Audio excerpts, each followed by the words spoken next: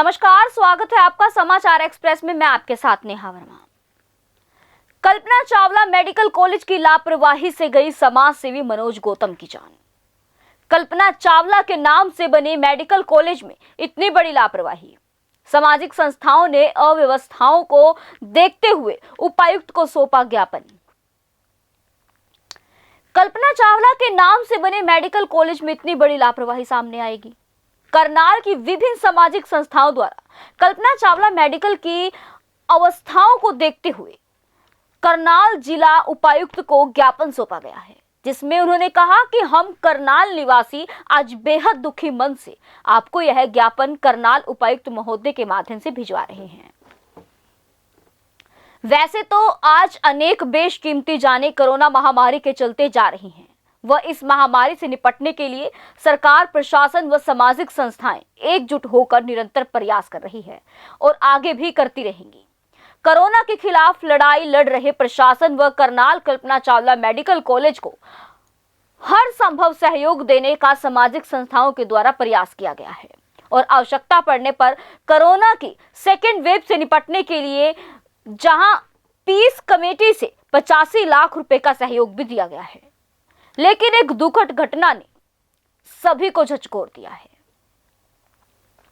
उन्होंने पत्र में लिखा कि हमारे समाज सेवी साथी मनोज गौतम, जो करनाल की अनेक संस्थाओं से जुड़े हुए थे और युवा ओजस्वी कवि, लेखक व साहित्यकार थे, उनके आकस्मिक निधन और उनकी मौत के पीछे करनाल कल्पना चावला राजकीय मेडिकल कॉलेज की अव्यवस्थाओं और लापरवाही ने हम सभी को अंदर तक हिला दिया है और हम सभी आहत हैं और सोचने के लिए मजबूर है कि अगर हमारे एक ऐसे युवा साथी जो कोरोना काल में भी अपना कर्तव्य निभा रहा था और जिसके इलाज के लिए स्वयं उपायुक्त महोदय ने भी गंभीर प्रयास किए, तो अंत इस प्रकार हुआ, तो आम आदमी का इस संस्थान में क्या हाल होता होगा। मनोज गौतम ने 22 अप्रैल को कोरोना वैक्सीन की पहली डोज ली थी, जिसके बाद उसे बुखार आया, जो ठीक भी हो गया। लेकिन बाद में दोबारा बुखार व खांसी की शिकायत होने पर मनोज गौतम ने 11 मई को अपनी छाती का सीटी स्कैन करवाया, जिसमें पता चला कि उनके फेफड़े 35% संक्रमित हो चुके हैं। 11 मई को घर पर ऑक्सीजन और दवाई लेने के बाद 12 मई को मनोज को कल्पना चावला मेडिकल कॉलेज लाया गया, जहां किसी ने उसकी कोई परवाह नहीं की। समाज सेवी व संघ कार्यकर्ता भाई आकाश भट्ट के प्रयास से उन्हें स्ट्रेचर पर ऑक्सीजन लगाई गई और बिना किसी दवाई के छोड़ दिया गया। उसके बाद 2 बार करनाल उपायुक्त निशांत कुमार यादव से फोन पर निवेदन किया और उन्होंने भी दोनों बार तुरंत कल्पना चावला मेडिकल कॉलेज के सुपरिटेंडेंट को फोन किया और मनोज गौतम को बेड उपलब्ध करवाने व समुचित इलाज देने के लिए मेडिकल सुपरिटेंडेंट गौरव कुमार को कहा। तमाम प्रयासों के बीच मनोज को बेड तो मिल गया, लेकिन बेड मिलने तक के पीरियड में उनकी व्यवस्था के कारण जो दुर्गति हुई, उसका जिक्र खुद मनोज ने फेसबुक पर भी किया है। बेड पर भी केवल ऑक्सीजन लगा दी गई और लंबे समय तक इलाज शुरू नहीं किया गया। फिर प्रयास किए गए और डॉक्टरों को सिफारिश लगवाने, कहलवाने और स्टॉक तक को फोन करने के बाद उन्हें कुछ टैबलेट और कैप्सूल देने शुरू किए गए। हैरानी की बात है कि एक मेडिकल कॉलेज के विशेषज्ञ डॉक्टरों ने एक बार भी उनके फेफड़ों की स्थिति जानकर उस स्तर का इलाज करने का प्रयास नहीं किया जिसकी उनको आवश्यकता थी। अगर परिवार ने ड्यूटी पर मौजूद डॉक्टर को कहा तो उनका जवाब था, हमें हमारा काम मत सिखाओ। 2 दिन तक इस सफेद हाथी साबित हो रहे मेडिकल कॉलेज की अव्यवस्था को झेलते हुए मनोज के छोटे भाई अमन ने जब रोते हुए यह सब बताया और मनोज की खराब होती हालत का जिक्र किया, तो उसके समाज सेवी साथियों ने उसे तुरंत प्राइवेट अस्पताल में लेकर पहुंचने के लिए कहा। उस समय ऑक्सीजन 70 पर थी और प्राइवेट अस्पताल में इमरजेंसी वार्ड में डॉक्टर के प्रयास से उनकी सैचुरेशन 80 से ऊपर पहुंची। इलाज के साथ साथ जब मनोज का HRCT करवाया गया तो उसका स्कोर 21 था, यानी फेफड़े लगभग 80 से 85% संक्रमित हो चुके थे। यानी सही इलाज ना मिलने के कारण 35% से बढ़कर 85% हो गए थे।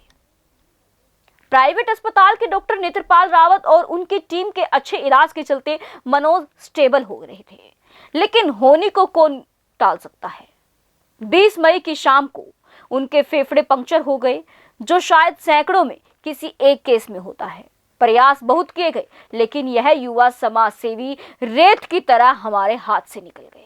मैं हूँ तरुण मदान और इस समय मौजूद हूँ जिला सचिवालय में, और आप यहाँ देख सकते हैं करनाल के कई बुद्धिजीवी और समाज सेवी यहाँ पर एकत्रित हुए हैं। आखिर क्या एजेंडा है, आखिर इनके यहाँ पर आने का क्या मकसद है, इस मामले में जानकारी मैं आपको बता दूं कि इससे पहले सब लोग कोविड-19 के प्रोटोकॉल के चलते उनकी नियमों की पालना करते हुए मैं इनसे बात करने का प्रयास करूंगा। आखिर यहाँ पर आने का क्या मकसद क्या है, आखिर किस लिए यहाँ पर इनको आना हुआ, क्या इनको परेशानी आ रही है, मैं इनसे बात करने का प्रयास करूंगा। प्रीतपाल जी, यहाँ पर आने का एजेंडा क्या रहा?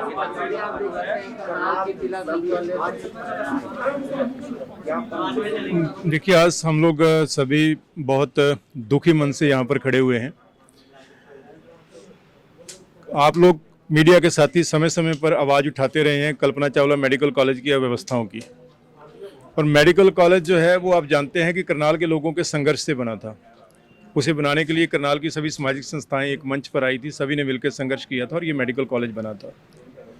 और हम लोग ये चाहते हैं कि ये मेडिकल कॉलेज जो है वो देश का बेहतरीन मेडिकल कॉलेज बने, यहाँ वो सारी सुविधाएँ हों, वो सारे विशेषज्ञ हों, सारी मशीनरी हो, जिसके कारण जो है यहाँ के मरीजों को इलाज के लिए चंडीगढ़ या पीजीआई चंडीगढ़ रोहतक या दिल्ली एम्स में रेफ़र ना करना पड़े। यहाँ पर मशीनों की कमी होने की वजह से बहुत सी ऐसी मशीनें हैं जो यहाँ पर उपलब्ध नहीं हैं। बहुत से ऐसे विशेषज्ञ तो मैं कहूँगा डॉक्टर एक भी नहीं है, एक भी जिसे आप स्पेशलिस्ट डॉक्टर कहते हैं वो एक भी नहीं है यहाँ पर, किसी भी विभाग के अंदर स्पेशलिस्ट डॉक्टर नहीं है। सीटी स्कैन और MRI की मशीनें हैं, उनके ऑपरेटर नहीं हैं।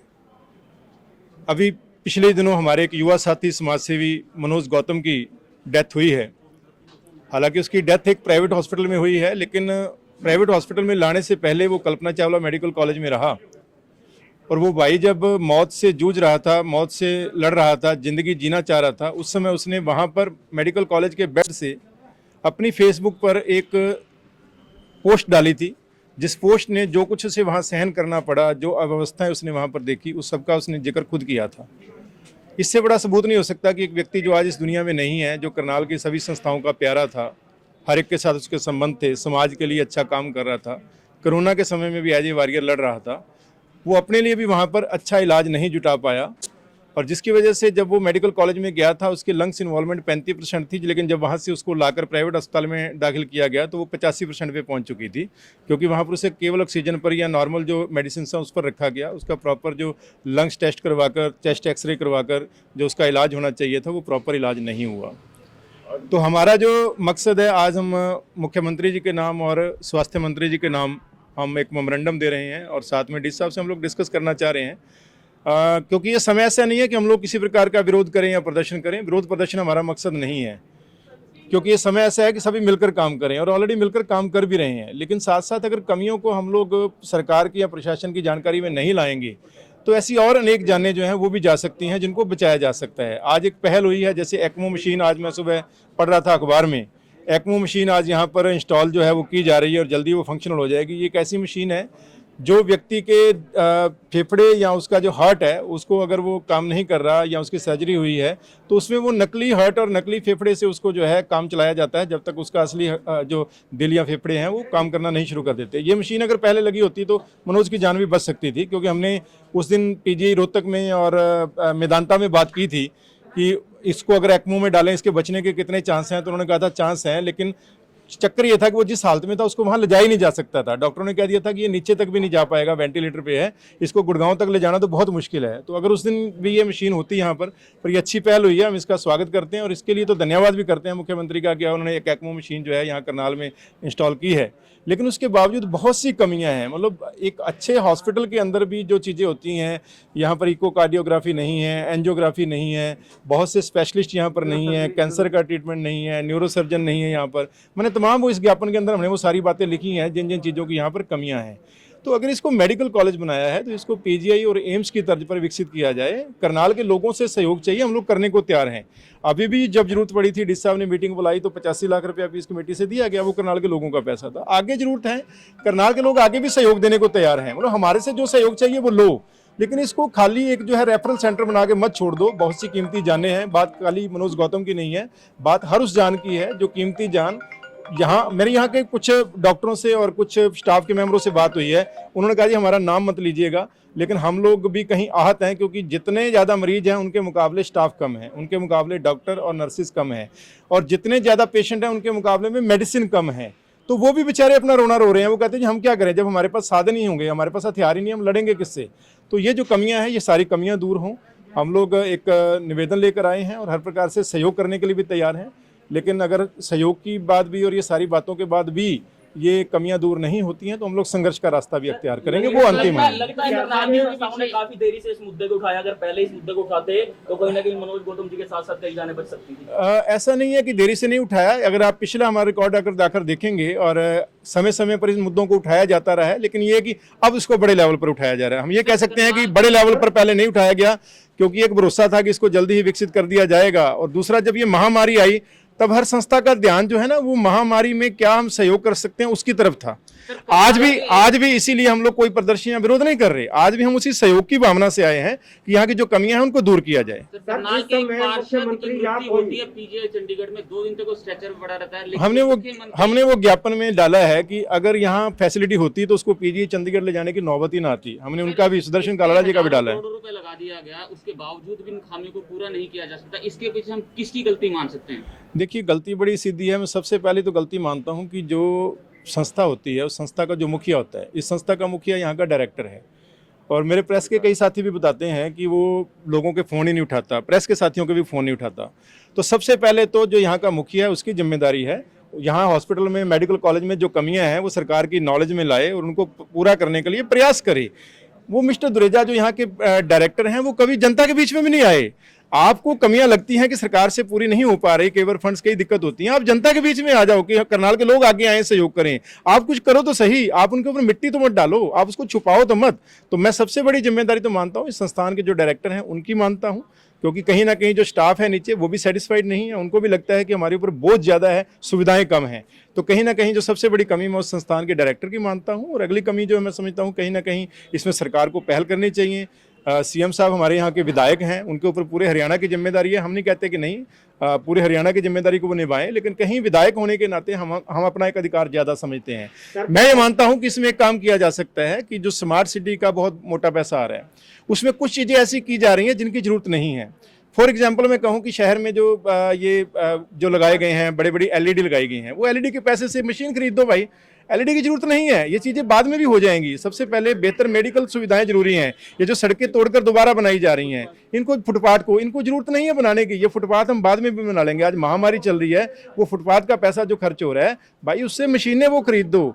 यहाँ स्पेशलिस्ट डॉक्टर नहीं है, उनकी नियुक्ति की जाए, ये चीजें जरूरी हैं। तो स्मार्ट सिटी के पैसे से भी इसको जो है सहयोग किया जा सकता है। अगर मुख्यमंत्री जब समय दौरा करते हैं या हमारे मंत्री दौरा करते हैं, देखो स्वास्थ्य सेवा समय कल्पना चावला का दृश्य कुछ और दिखाया जाता है, मगर हकीकत मीडिया में हर समय सामने आती है। डॉक्टर पेशेंट को दाखिल कराने पहुंचता है तो उसे जेल मैं एक मान जो है वो ना जा सके। और सीएम साहब के नाम भी है और स्वास्थ्य मंत्री के नाम पर भी है, डीसी साहब के माध्यम से दे रहे हैं। और डीसी साहब से हमने 5 मिनट समय मांगा ताकि हम उनको इनके बारे में जानकारी भी दे सकें। जी, आपने अभी बात करी थी कि जो डायरेक्टर हैं यहाँ के वो किसी का फोन नहीं उठाते, इवन के एडमिनिस्ट्रेशन का फोन नहीं उठाते, तो इसी शिकायत कहाँ पर करे, आम आदमी कहाँ जाएगा? आज इसी बारे में तो है ना। क्या होता है कि क्या होता है, एक बड़ी सीधी सी बात होती है। कमियां जब होती है ना, छोटी छोटी कमियों पे मीडिया ने आवाज उठाई, हमने उठाई, वो छोटी छोटी आवाजें उठती रहती हैं।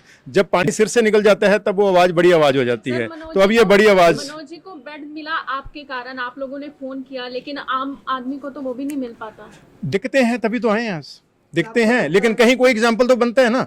मनोज जो है वो जाते जाते वो हमारा साथी चला गया, वो सारी उम्र संघर्ष करता रहा, उसका जीवन संघर्ष से रहा। आज जाने के बाद भी उसके नाम पे अगर संस्थाएं इकट्ठी हो रही हैं, तो मेहला साहब जी हैं, वो भी रणदीप मेहला जी हैं, वो भी इस दौरान गुजरे हैं, कौन से लोग गए? जैसे वो गए हैं, और जितने भी आम पब्लिक है जो जिनके साथ ये चीज हो रही है तो दुखद है। तो उसी बारे में इस हिसाब से ज्ञापन दिखा दीजिए, आप जो ज्ञापन देने जा रहे हैं तो आप ये देख सकते हैं देखिए, आप देख सकते हैं कि इस समय यहाँ पर करनाल के जिला सचिवालय के और बड़ी संख्या में समाज सेवी और बुद्धिजीवी लोग यहाँ पर एकत्रित हुए हैं। उनका ये कहना है कि जिस तरह से लाखों करोड़ों रुपया लगाकर करनाल का मेडिकल कॉलेज बनाया गया, उस हिसाब से यहाँ पर सुविधाएं नहीं है। उन्होंने करनाल के युवा समाज सेवी की मौत पर गहरा दुख व्यक्त करते हुए कहा कि जिस तरह से मनोज गौतम ने दम तोड़ा है, उसमें कहीं ना कहीं मेडिकल कॉलेज के अंदर जो असुविधाओं का अभाव है उसके कारण हुए। इसके अलावा उन्होंने यह भी जिक्र किया कि जिस तरह से मेडिकल कॉलेज के डायरेक्टर, जिनके ऊपर इस पूरे मेडिकल कॉलेज की जिम्मेदारी बनती है, वो किसी का फोन उठाने की जहमत नहीं करते। आखिर अब सवाल ये उठता है कि आखिर इस लाखों करोड़ों रुपया लगाने के वाले मेडिकल कॉलेज की जिम्मेदारी आखिर किसके पास है? इसकी प्रश्नदेही किसकी, इसकी जवाबदेही किसके पास है? इसके लिए प्रश्न कौन पूछेगा? एक डायरेक्टर जिसके ऊपर लाखों करोड़ों रुपए मेडिकल कॉलेज को चलाने की जिम्मेवारी है, अगर वो आम जनता का फोन नहीं उठाएगा तो किसका फोन उठाएगा वो? इन सब बातों पर चर्चा करने के लिए सारे बुद्धिजीवी आज यहाँ पर जिला सचिवालय में पहुंचे और इनका ये कहना है कि ये आज करनाल उपायुक्त से मुलाकात करके उनसे समय लेकर इस विषय पर पूरी तरह से चर्चा करेंगे ताकि करनाल में और कोई जाने ना जाए। अगर इस मेडिकल कॉलेज को बनाया गया तो मेडिकल कॉलेज को पूरी तरह से चलाया जाए। मेडिकल कॉलेज में मशीनें तो हैं लेकिन उनको चलाने वाले नहीं है। मेडिकल कॉलेज में डॉक्टर तो हैं लेकिन उनके पास हथियार नहीं है, जिससे यानी कि हथियार का मतलब है कि उनके पास पूरे इक्विपमेंट्स नहीं है, उनके पास पूरी दवाइयां नहीं जिससे कि वो मरीजों का बेहतर इलाज कर सकें। अब कुल मिलाकर प्रश्न ये उठता है कि यदि सीएम सिटी में लाखों करोड़ों रुपए की लागत से मेडिकल कॉलेज को बना दिया गया तो इसके अंदर सुविधाओं का अभाव क्यों है? यदि यहाँ पर स्टाफ नहीं है तो स्टाफ का अभाव क्यों है? इन सब बातों का जवाब आखिर देगा तो देगा कौन? इन सब बातों का जवाब हम जानने का प्रयास करेंगे। इनकी मुलाकात के बाद इन्हीं लोगों से दोबारा जानने का प्रयास करेंगे आखिर प्रशासन के द्वारा इनको क्या आश्वासन दिया गया है। मैं Tarun Madan, senior camera person, Sunny Chaudhary, Samachar Express के लिए धन्यवाद।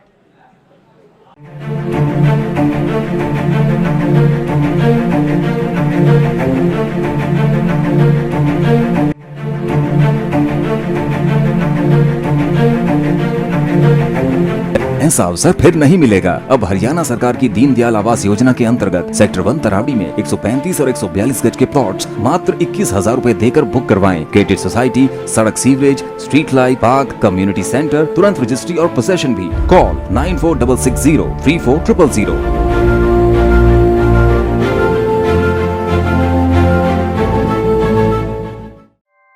ऐसे ही लेटेस्ट खबरें पाने के लिए बेल आइकन को क्लिक कर हमारे चैनल को लाइक, शेयर एंड सब्सक्राइब करें।